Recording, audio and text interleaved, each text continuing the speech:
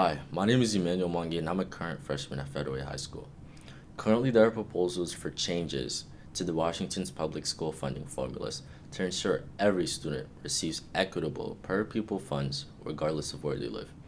How will these proposals work with schools that currently rely on funding from the local levies? Thank you so much, man. That's a great and interesting question. So here are some key things on how local levies fit in the overall system. So Washington's system is primarily bucketed into two areas. So first is the basic education services that are funded on the state level. So we're talking about core formula funded dollars. And the second, like you mentioned, are the local levies. So those are voter approved dollars.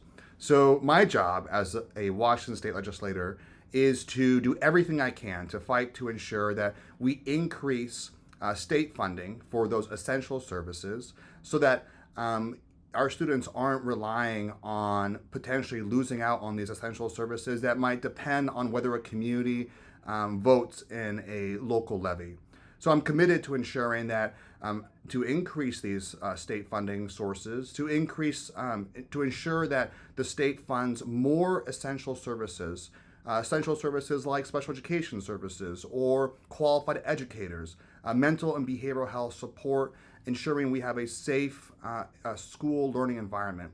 So, my philosophy has always been and will always be that no matter what zip code, no matter the corner of the state, every single student should have the tools and resources to succeed. So, great question.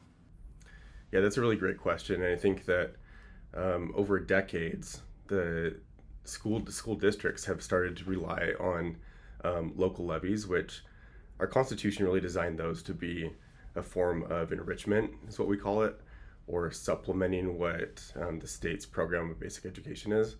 And so you may have heard the term McCleary.